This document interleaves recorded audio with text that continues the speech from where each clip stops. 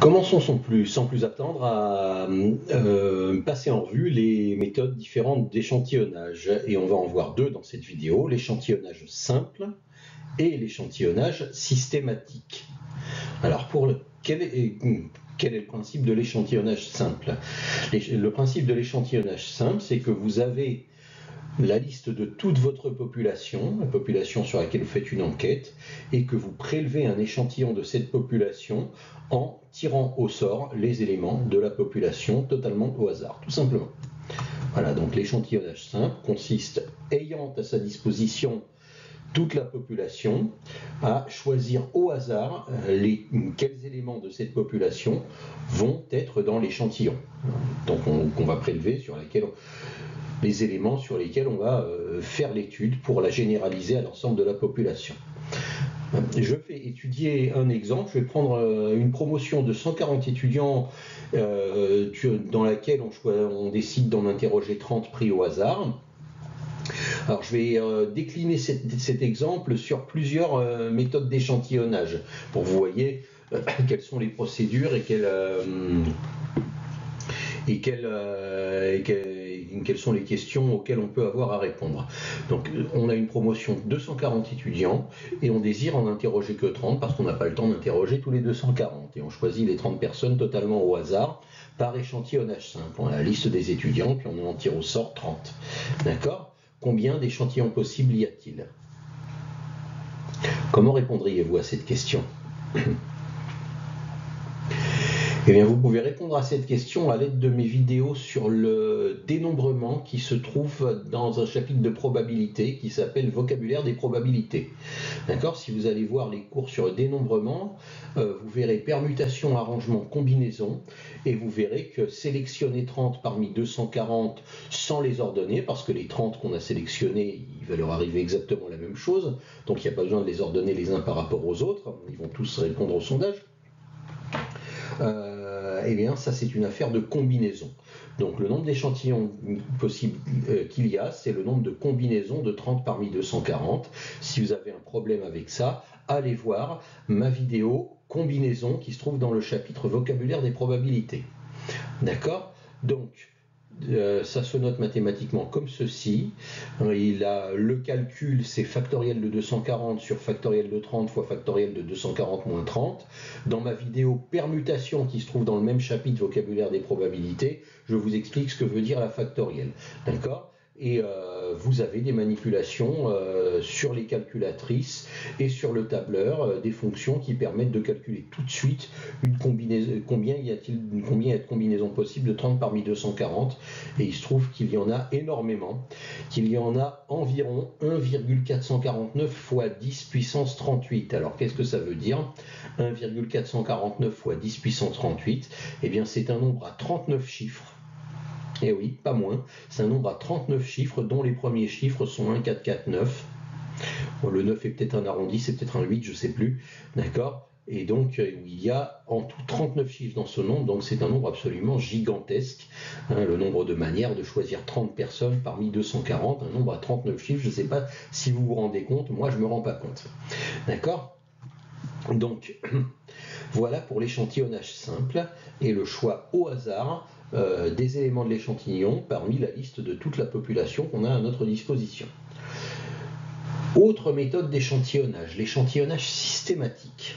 Alors, dans l'échantillonnage systématique, on a toujours la liste de notre population à disposition, mais on va adopter une méthode qui consiste à choisir juste le premier élément de l'échantillon au hasard, et tous les autres éléments de l'échantillon seront déterminés par le choix du premier élément. Alors comment ça se passe? Je vous explique. On va numéroter tous les membres de la population. Donc là, si ce sont des étudiants, je vais les numéroter, mes étudiants, de 1 à 240. Je vais choisir au hasard le numéro du premier membre de l'échantillon. Et je vais choisir ensuite tous les autres membres de l'échantillon, et ils seront déterminés à intervalles réguliers à partir du premier membre qu'on a choisi. D'accord? Quel intervalle? Eh bien, ça dépend de la taille de notre population et de la taille de l'échantillon. Par exemple, je vous ai dit qu'on déclinerait cet exemple, on choisit toujours 30 étudiants parmi 240, et je vais donc numéroter mes étudiants depuis le numéro 1 jusqu'au numéro 240. 240 divisé par 30, ça fait 8. Je vais donc sélectionner les numéros de 8 en 8, c'est-à-dire je vais choisir le numéro entre 1 et 8. Je vais choisir un premier numéro au hasard, je vais tirer au sort un numéro entre 1 et 8, ce sera le premier membre de mon échantillon, et tous les autres membres, pour connaître les autres membres de l'échantillon, je vais rajouter 8 à chaque numéro, et puis je vais obtenir le membre suivant de l'échantillon qui sera sélectionné. D'accord ? Par exemple, si j'ai tiré au sort que le premier membre de l'échantillon sera l'étudiant numéro 5, quels seront les numéros des 3 étudiants suivants ? Eh bien, je progresse de 8 en 8, tout simplement. 5 plus 8 égale 13, donc si je tire au sort le numéro 5, eh bien, je vais aussi prendre le numéro 13, puisque je progresse de 8 en 8. Il faut que je progresse de 8 en 8 pour en avoir 30 à la fin. C'est ce qu'on a vu lorsqu'on a fait la division, 240 divisé par 30. Quel va être le numéro du suivant ? 13 plus 8, ça va être 21. Donc je vais sélectionner le numéro 13, le numéro 21, et le numéro d'après 21 plus 8, ça va être 29. Donc si j'ai tiré au sort le numéro 5, eh bien j'aurais aussi sélectionné le numéro 13, le numéro 21, le numéro 29, etc. de 8 en 8 jusqu'à la fin. Jusqu'à quel numéro ? Est-ce que vous êtes capable de deviner quel sera le numéro du dernier étudiant sélectionné pour prendre part à l'échantillon ? Alors, comment est-ce qu'on pourrait le calculer ? Il y a différentes méthodes pour le calculer. On pourrait se dire que le numéro 5, l'étudiant numéro 5, c'est le premier étudiant sélectionné. J'en ai sélectionné un, j'en veux 30, il m'en reste donc 29. Donc 29 fois, je vais rajouter 8. Donc en fait, le dernier sélectionné sera, pour trouver son numéro, je vais prendre le numéro 5, le premier que j'ai sélectionné, que j'ai tiré au sort, et je vais rajouter 8 29 fois. 5 plus, il m'en reste 29 à prendre. Bon, c'est pas très pratique de bien écrire avec cet outil.